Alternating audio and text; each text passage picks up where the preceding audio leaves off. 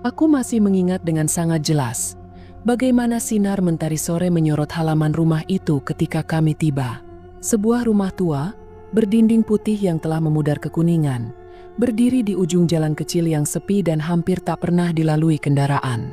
Tidak ada pagar, hanya sebuah gerbang kayu tua yang berderit pelan setiap kali disentuh angin. Aku bersama Intan, Dini dan Irma berdiri di depan rumah itu sambil membawa koper dan dus-dus kecil berisi barang-barang kami. Kami memutuskan untuk menyewa rumah ini karena letaknya cukup dekat dengan kampus dan selain karena harga sewanya yang murah. Yang paling penting, kami bisa tinggal bersama sehingga bisa membagi biaya serta menikmati kebebasan tanpa pengawasan orang tua. Kesan pertama rumah itu tak begitu buruk. Aku ingat benar bahwa Intan sempat berkomentar bahwa rumah ini terasa seperti rumah zaman Belanda. Sembari menunjuk pada langit-langit tinggi dan jendela-jendela besar dengan kusen kayu yang sudah mulai lapuk. Aku hanya tersenyum menanggapinya. Namun dalam diam, aku sudah merasa ada sesuatu yang tidak biasa. Ada hawa dingin yang seolah menyelusup ke dalam pori-pori kulitku. Dan saat pertama kali aku melangkah ke dalam, bukan karena suhu udara, tetapi lebih seperti perasaan ditatap oleh mata yang tak tampak. Kami membuka pintu depan dengan kunci yang diberikan pemilik rumah. Suaranya berderit panjang, seakan enggan dibuka. Bau debu langsung menyeruak, menyambut kami seperti pelukan dingin yang basah. Lorong depan rumah itu panjang, gelap meski sinar matahari masih terang. Di sisi kanan terdapat ruang tamu yang kosong, kecuali sebuah kursi goyang tua. Di sisi kiri, terdapat ruang makan yang menyatu dengan dapur yang terlihat sangat jarang digunakan. Langit-langit rumah itu tinggi, menambah kesan sunyi dan menggema setiap langkah kami. Aku menengok ke atas, memandangi satu lampu gantung tua yang menggantung diam di tengah lorong, berdebu dan seakan menggantungkan rahasia yang tak ingin terungkap. Kami pun membagi kamar. Aku memilih kamar di ujung lorong bersama Dini. Intan dan Irma mengambil kamar di sebelahnya. Kamarku cukup luas, namun dindingnya penuh noda air yang membentuk pola aneh, seperti akar-akar pohon. Aku sempat menyentuh salah satu noda itu dan mendapati jari-jariku dingin, seperti menyentuh kulit yang baru saja ditinggalkan rohnya.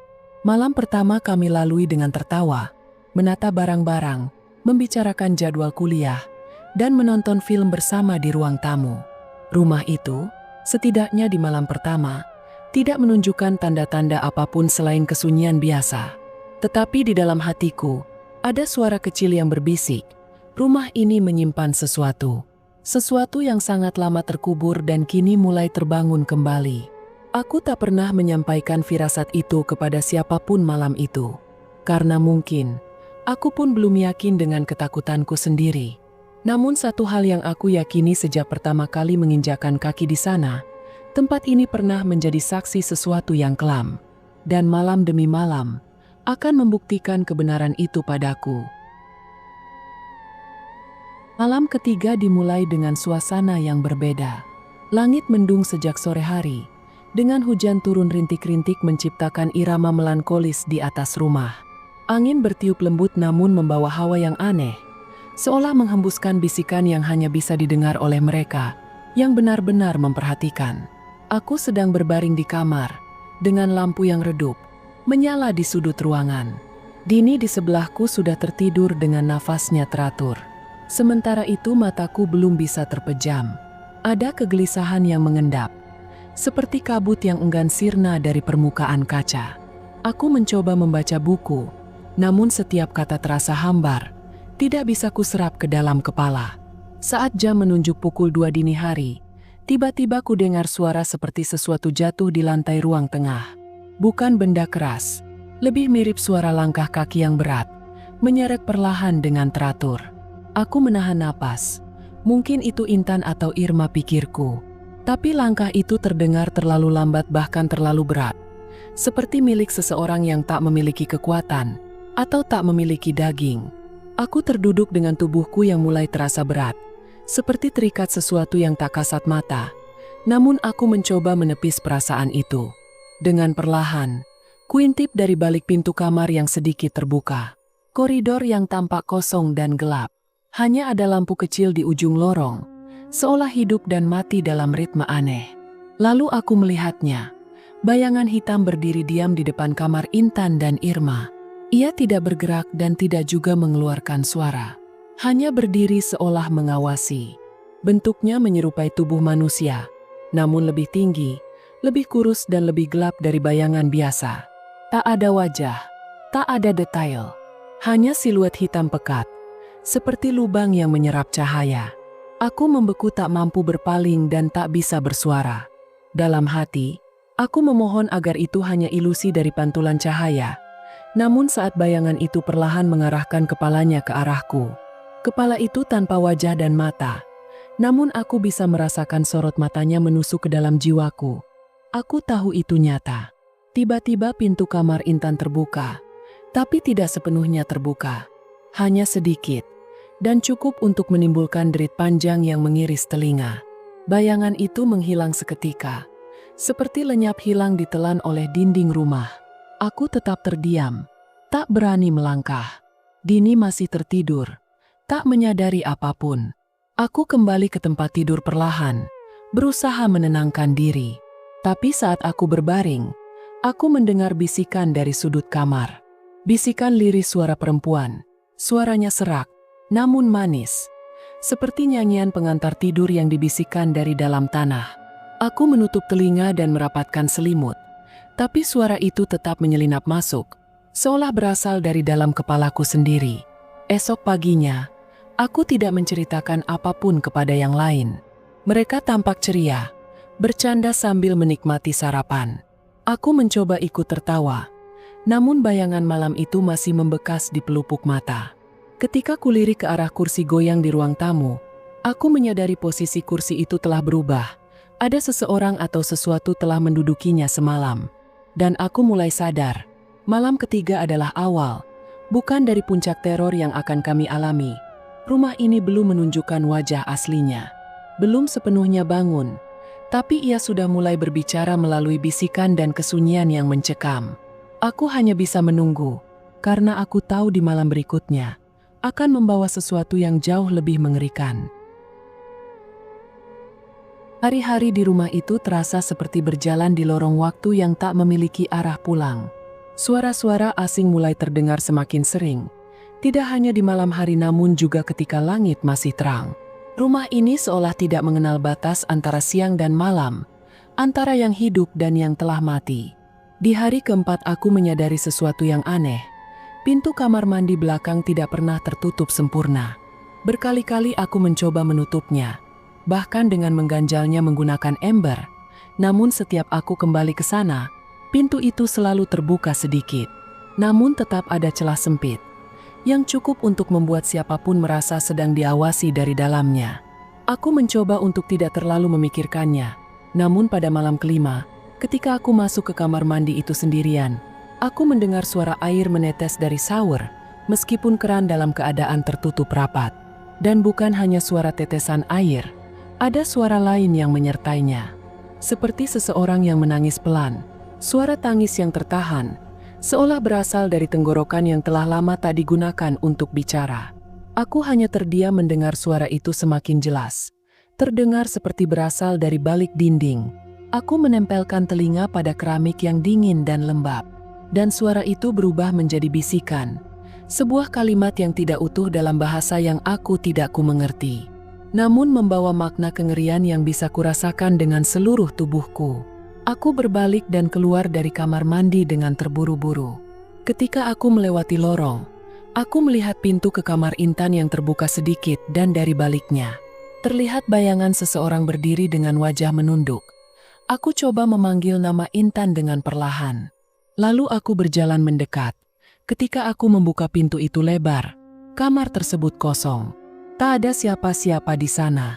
Intan, Irma dan Dini semuanya sedang duduk di ruang makan, sedang makan malam bersama. Aku tidak berkata apa-apa. Aku hanya duduk dan menatap nasi di piringku yang tiba-tiba terasa hambar. Ada suara langkah kaki berat dari loteng di atas kami. Padahal kami semua sedang di lantai bawah. Kami saling memandang dan mencoba tersenyum, berpura-pura tidak mendengarnya.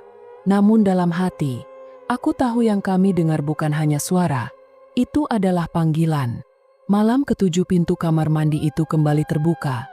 Kali ini lebih lebar. Dan di lantainya, ada jejak lumpur seperti telapak kaki yang melangkah masuk, namun tidak ada jejak keluar. Aku menyusuri jejak itu, yang mengarah ke dapur. Dan di sana, di sudut yang paling gelap, aku melihat sebuah pintu kecil yang sebelumnya tidak pernah kami sadari. Pintu itu terbuat dari kayu tua, dengan engsel berkarat, nyaris menyatu dengan dinding. Tidak ada gagang pintu, hanya sebuah lubang kunci berbentuk aneh. Aku coba menyentuhnya dan merasakan hawa dingin, basah dan berdenyut pelan seperti nadi makhluk hidup. Aku merasa seperti menyentuh sesuatu yang sedang tidur, atau mungkin sedang pura-pura tidur. Aku tidak membukanya malam itu. Namun sejak saat itu, mimpi buruk mulai menghantuiku setiap malam. Dalam mimpi itu aku berdiri di depan pintu tersebut, dan dari dalamnya terdengar suara yang memanggil namaku dengan nada penuh kasih, seolah dari ibu yang telah lama meninggal atau dari anak kecil yang kesepian. Suara itu selalu berkata hal yang sama, memintaku untuk membuka pintu tersebut. Setiap kali aku terbangun, aku menemukan jejak lumpur baru yang selalu mengarah ke pintu kecil di dapur. Dan pintu kamar mandi belakang kembali terbuka, menganga seperti mulut yang tak pernah kenyang. Aku mulai menyadari satu hal yang menakutkan. Rumah ini tidak hanya dihuni oleh sosok gaib. Rumah ini hidup dan sedang mengamati kami berempat. Dan perlahan-lahan ia mulai membuka pintu-pintunya. Pintu yang seharusnya tetap tertutup selamanya. Langit malam itu hitam pekat tanpa bintang. Angin berhenti bertiup sejak sore, seolah dunia sedang menahan napas untuk sesuatu yang akan segera tiba. Rumah itu menjadi terlalu sunyi, terlalu diam seperti sedang bersiap untuk membuka lembaran kelam dari masa lalunya. Aku terbangun pukul 2 dini hari, tidak oleh suara, bukan pula oleh mimpi buruk, melainkan oleh rasa dingin yang merayap dari dalam tubuh.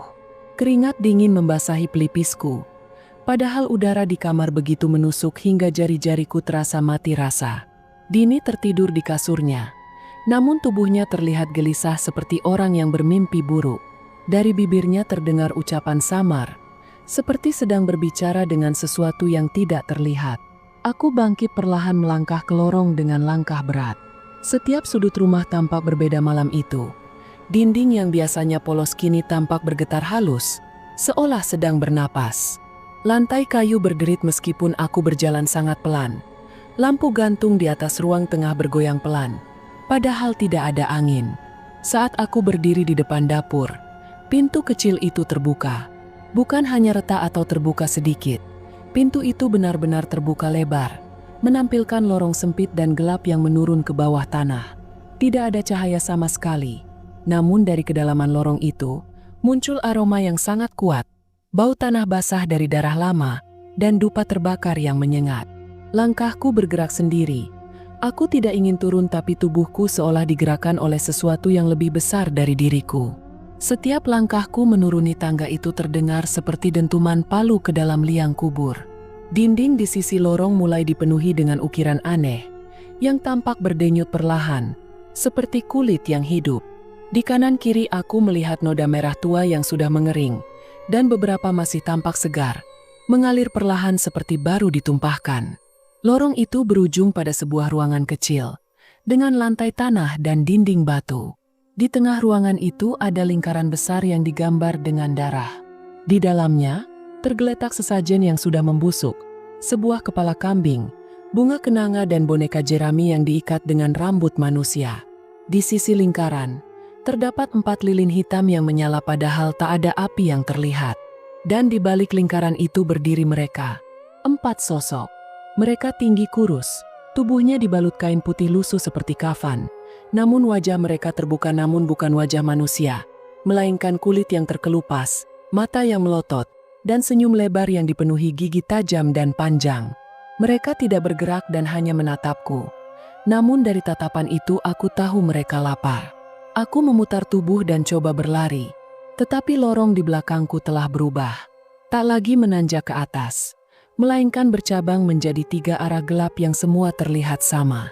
Aku terjebak dan coba berteriak, namun tak ada suara yang keluar dari mulutku.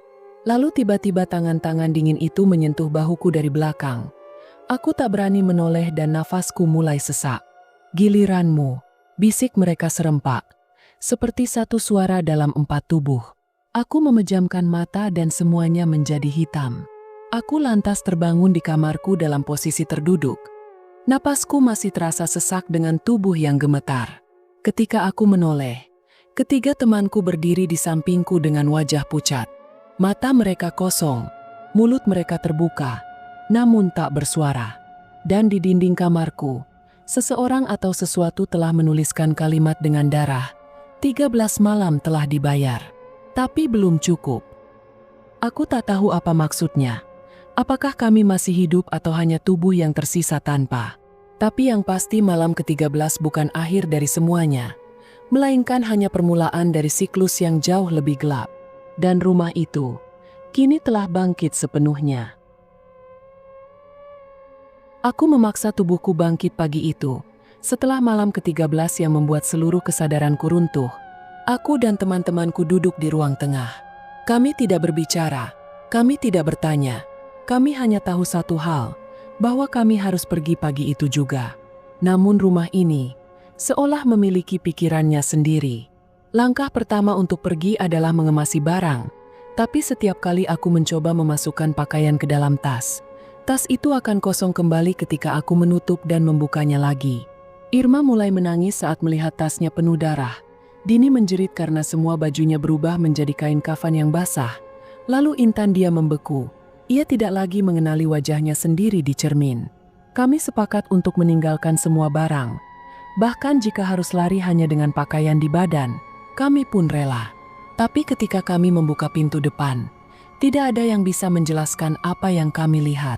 Halaman depan tidak lagi seperti biasanya. Tidak ada pohon belimbing atau pagar kayu. Bahkan tidak ada langit. Yang ada hanyalah tanah lapang berwarna merah gelap, diselimuti kabut tebal dan suara-suara bisikan yang seperti keluar dari tanah. Rumah ini tidak lagi berada di dunia yang sama. Kami telah masuk ke dimensi lain, dimensi yang menjadi milik mereka.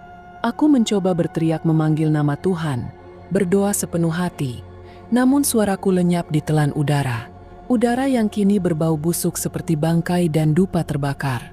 Kulitku mulai terasa gatal, dan ketika kulihat tanganku, urat-uratku terlihat menonjol, berwarna kehitaman, seperti akar pohon yang membusuk. Kami menutup pintu, dan dalam diam kami mundur. Tapi rumah ini tidak berhenti bermain-main dengan kami. Di dinding muncul lukisan keluarga yang wajahnya kabur, namun tubuh mereka berdiri di dalam lingkaran ritual. Di lantai kamar mandi, muncul bekas tangan kecil seperti milik anak-anak. Di bawah tempat tidurku, kutemukan boneka bayi yang kepalanya terbalik dan menangis. Malam pun tiba tanpa senja. Langit berganti menjadi gelap tanpa ada matahari yang turun. Rumah menjadi dingin, lebih dingin dari sebelumnya. Lilin-lilin muncul di setiap sudut rumah, menyala dengan nyala biru, dan bau darah kembali memenuhi udara. Lalu terdengar suara langkah kaki, suara yang muncul dari dalam dinding dan dari bawah lantai. Seakan seluruh rumah menjadi tubuh yang hidup dan penuh suara napas. Kami berkumpul di ruang tengah, berpegangan tangan. Kami tak berani tidur, tak berani duduk terlalu jauh dari satu sama lain. Dan akhirnya mereka datang, dari dapur, dari loteng, dari kamar mandi. Sosok-sosok itu muncul, tinggi dan kurus, mata hitam besar, tubuh dibalut kain putih, tangan panjang yang jari-jarinya menyerupai cakar. Mereka tidak berjalan. Mereka meluncur seperti bayangan di atas lantai. Mereka pun tidak bicara. Tapi dari dalam kepala kami, suara mereka terdengar. Tinggallah seperti mereka. Sebelum kalian. Kami menangis. Kami berteriak dan memohon. Tapi suara mereka memenuhi seluruh pikiran kami. Setiap bisikannya menghancurkan mental, membuat kami melihat bayangan wajah-wajah asing. Nampak seorang anak yang terbujur kaku dalam ritual, seorang istri yang dikorbankan oleh suaminya, seorang pria tua yang memakan benda mengerikan demi memperpanjang perjanjian pesugihan. Dan yang paling mengerikan adalah wajah kami sendiri yang muncul di ujung kilas balik itu. Aku melihat diriku sendiri berdiri di tengah lingkaran darah, dengan tatapan kosong, bibir tersenyum seperti boneka yang telah rusak, dan mulutku berbisik, "Giliranku." Irma pingsan, Intan muntah darah, Dini menjerit hingga suaranya serak dan akhirnya tak mampu bicara, dan aku hanya bisa duduk dan menggigil. Esok paginya, kami terbangun di luar rumah, di jalan aspal, tepat di depan pagar yang selama ini kami lihat setiap hari. Rumah itu kembali tampak normal. Pohon belimbing berdiri kokoh, dan suara burung terdengar sayup dari kejauhan. Tapi rumah itu kini kosong. Benarkah? Saat kami menoleh terakhir kali sebelum pergi, tirai kamar lantai 2 bergoyang pelan. Dan di baliknya, terlihat siluet 4 sosok berdiri berjajar dengan senyum lebar yang tampak jelas meski tak ada cahaya. Kami pergi dan tak pernah kembali. Namun sejak malam itu, hidup kami tidak pernah sama. Kadang aku masih mendengar bisikan mereka di dalam mimpiku. Lalu aku melihat bayangan yang tak seharusnya ada di cermin.